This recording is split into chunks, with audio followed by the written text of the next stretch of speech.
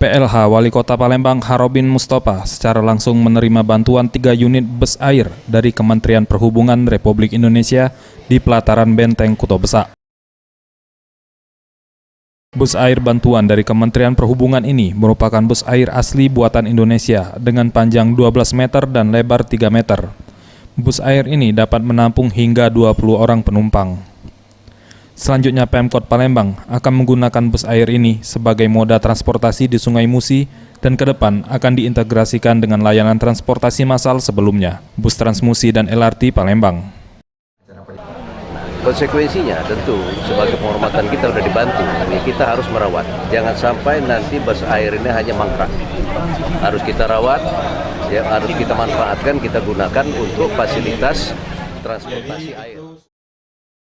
Menteri Perhubungan RI Budi Karya Sumadi berharap dengan memberikannya bantuan bus air ini dapat melengkapi keindahan dari Sungai Musi, terutama dalam kegiatan wisata.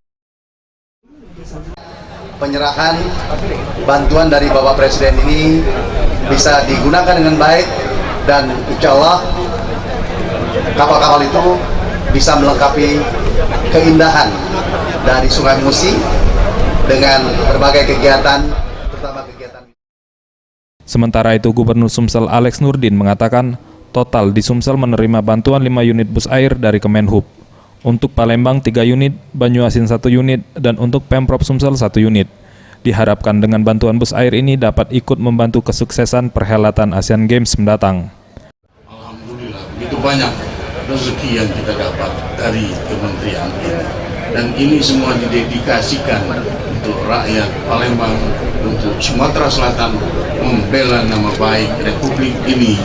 Asian Games ke-18 yang tinggal 17 hari lagi. Tim Liputan Sriwijaya TV.